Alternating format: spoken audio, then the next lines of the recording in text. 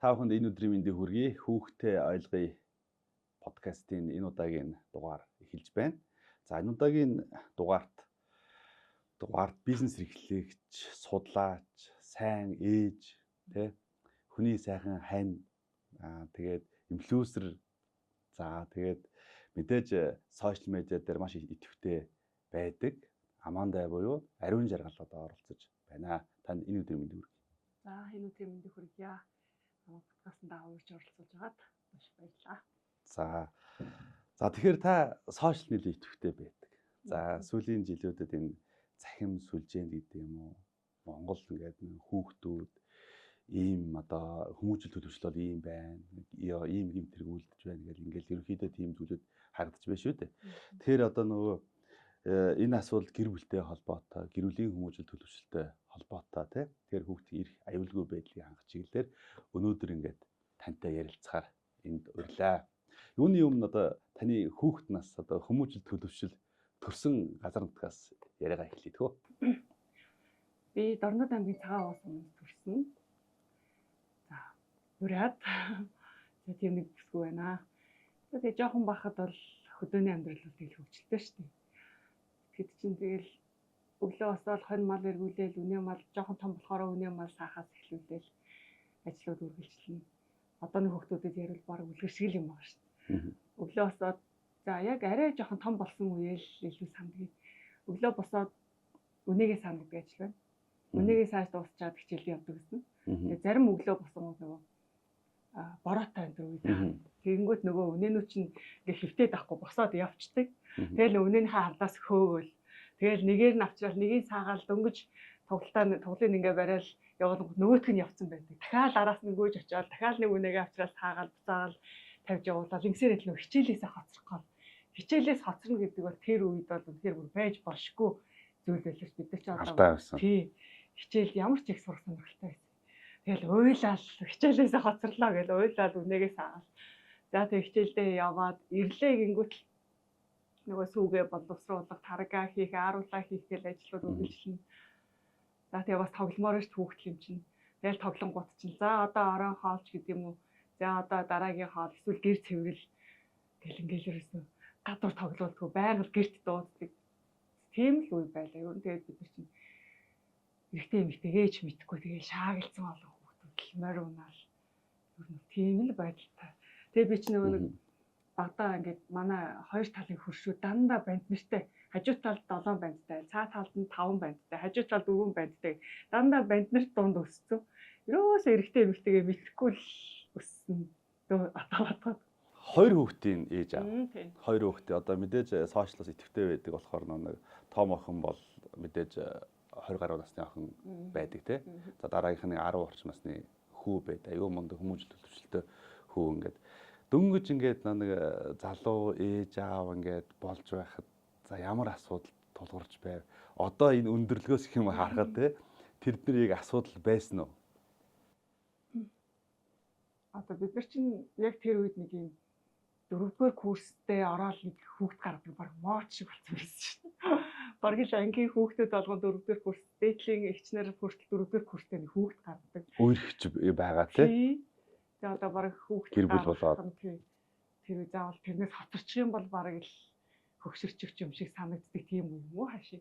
Тэгэл бас л яг 4-р курс байж байгаа л алж ишгэр гэдэг шиг хүүхдтэй. Өөрөө ингээд хүүхдэрээ байгаа шүү дээ. Оюутан амьдралт шиг үзээгүй байж байгаа л тэгээд хүүхдтэй болоод тэгэл яг хамт өсөөл хамт сураал ер нь бол явсан л да.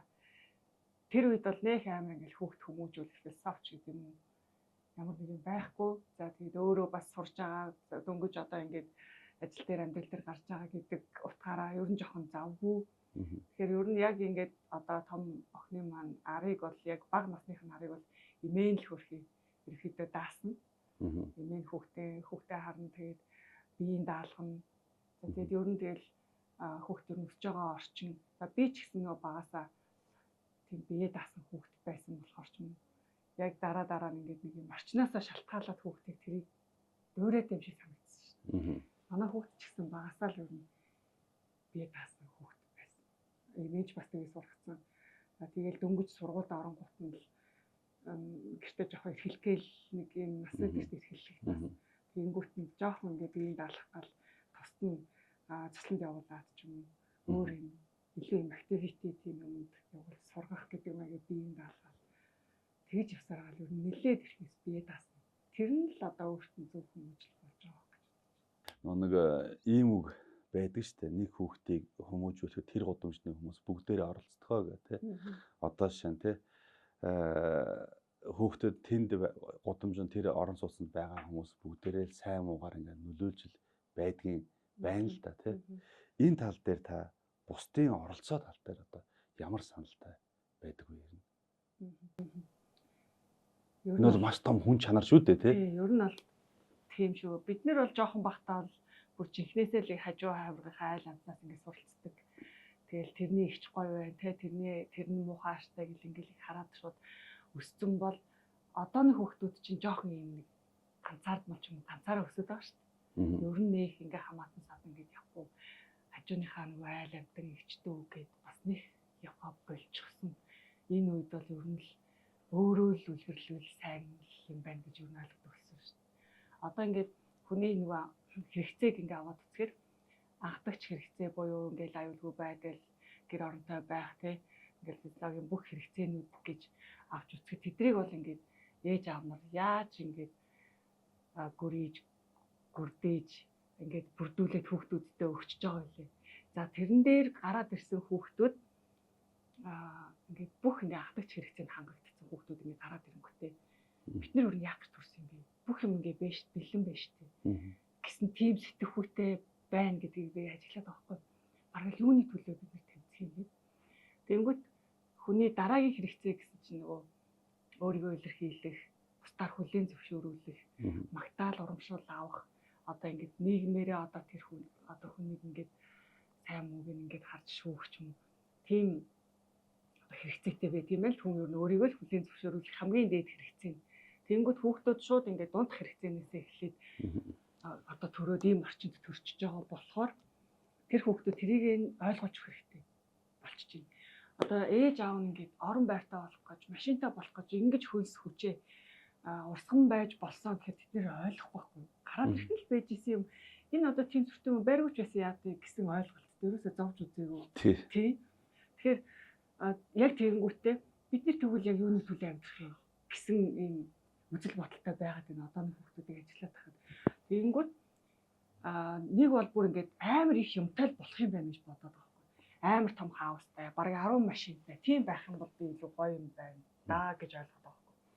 Тэгэхээр хүний яг үндсэн хэрэгцээ хүн яг мөн чанараараа амьдрах юм бол яг л ингээд нөгөө сүргээрээ бусдаар хүлээн зөвшөөрүүлэгдсэн, өөрийгөө мэдэрсэн би хинбэ гэдгээ мэдсэн, өөрийнхөө үн цэнийг мэдсэн тийм байх юм бол илүү кайфтай, аз жаргалтай, өөрийнхөө бүтээсэн юмыг харахаараа гоё урам авдаг, тэгжээж амьдрал нь гоё утгатай байх ёстой байна гэдгийг хүүхдүүдэд яг эхнээс нь ойлгох ёстой байна гэдгийг одоо хараад байна.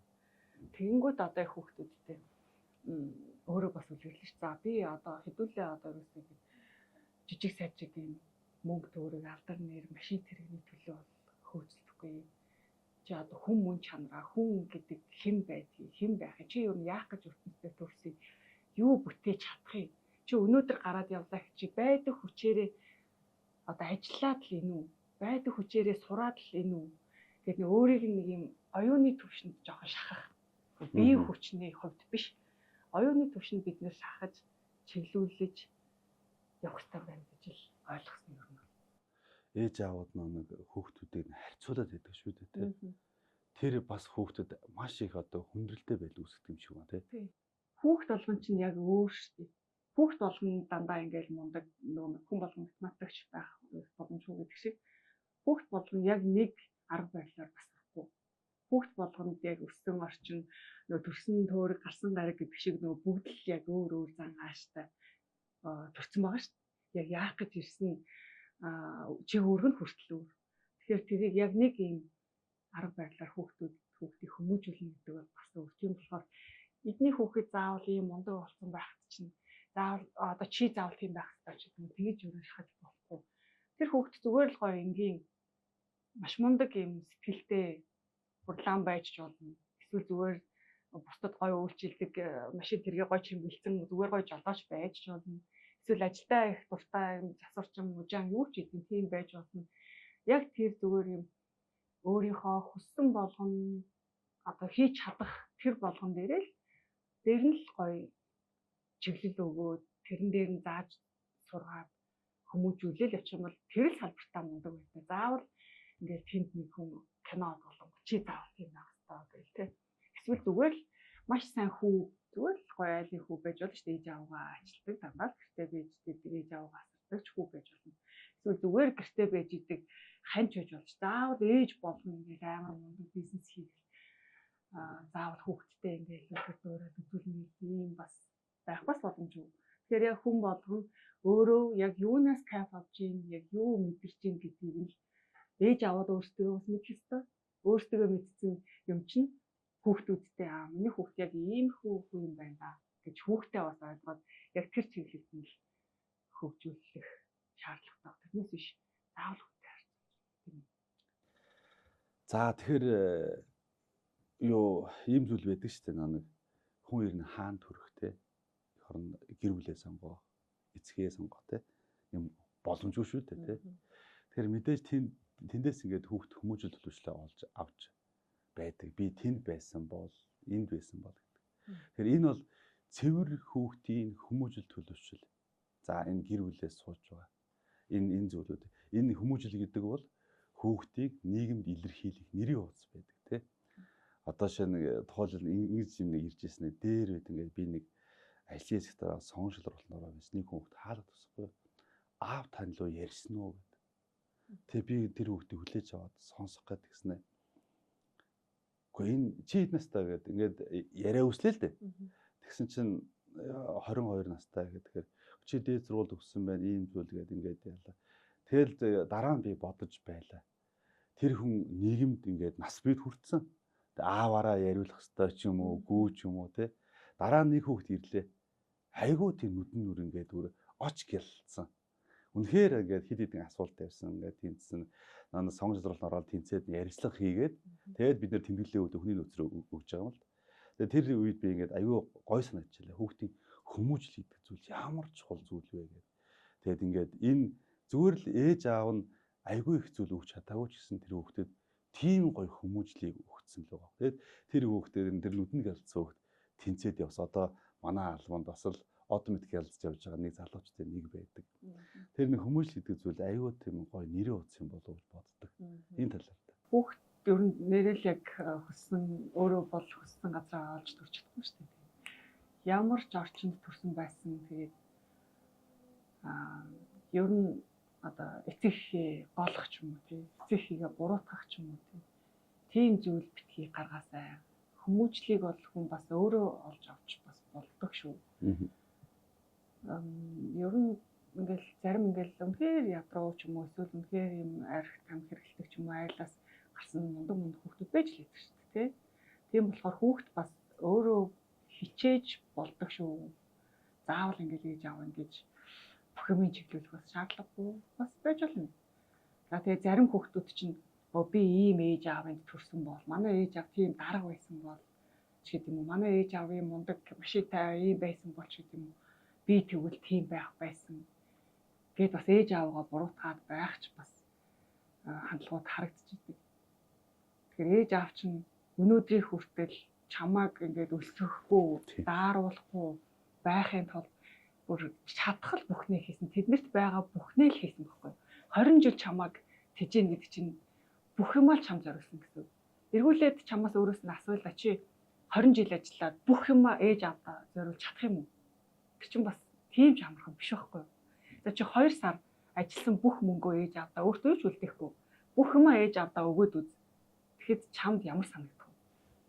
Тэгэхээр бас хүүгээс асуугаад үзмээр санагдлаа. Хүүхдүүдэд бас хитрхи ээж аавдаа бүх юмаа найдах ч юм уу. Хитрхи ээж аавыгаа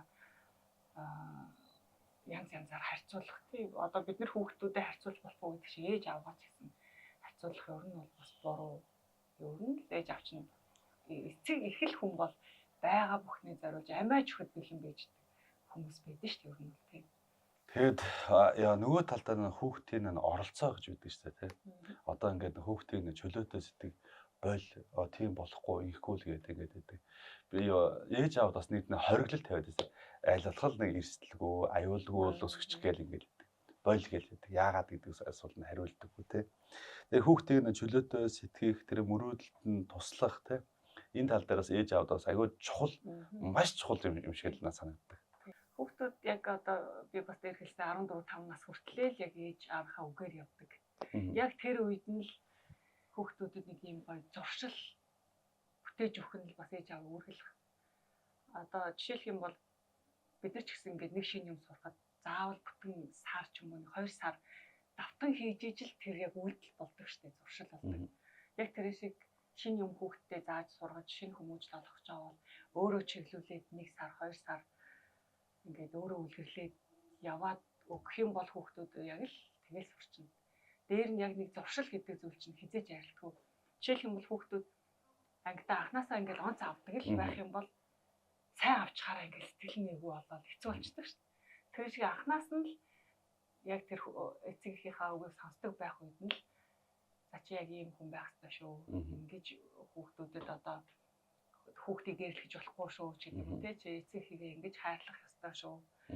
Зааж өгөх чиглүүлэх ёстой юмнууд яг тэр наснд нь бүгдээ сайхан зааж чиглүүлээд өгсөн тохиолдолд тэрнээс хойш хүүхд бол ер нь өөрөө явцдаг юм шиг харагдаж байгаа.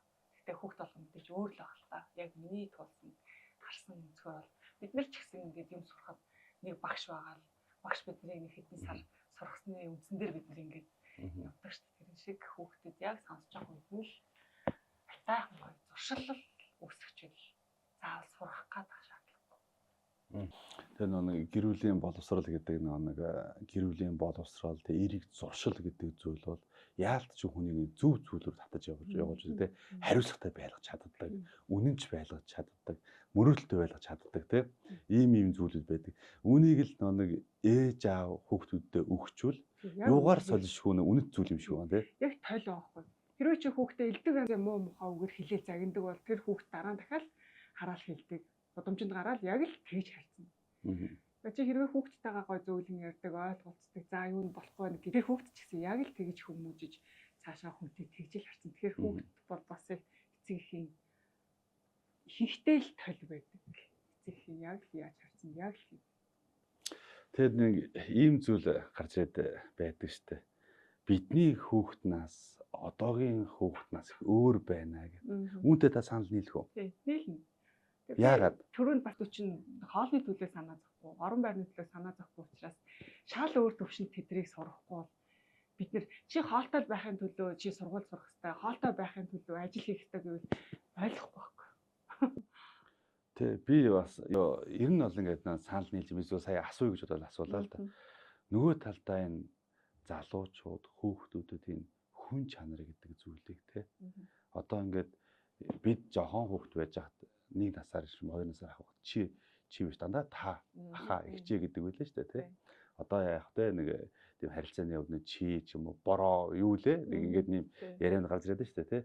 Тэр энэ хүн чанар гэдэг зүйлийг ёо бас ингээд энэ нас айгүй чухал зүйл байна даа гэж энэ хардаг. Залуучдын нууд ер нь та юуныг хэрхэн тарах гэж бодож байна. Яг монголчуудаа ингээд бодохоор биш тий. Би бодохдоо яг юм бахархах, омгших ингээд нэг хайрлах, хамгаалах юмгүй болчоол яг тэгж байгаа гэж бодож байгаа байхгүй. Би их орноо хайрлна, би их орноо хамгаална гэсэн цөстэй тийм залуучууд байх юм бол илүү юм хүн чанартай. Би юмаа хамгаална тий. Гэр орноо эсвэл би ингээд гэр орноо хамгаална гэсэн тийм цөстэй гэдгээс гадна одоо юу гэж тайлбарлах вэ? Зоригтой ч юм. Нэг тийм юм үнэт зүйл нь багассан ч юм. Үнэт зүйлээ хайгаад болохгүй байгаа ч юм.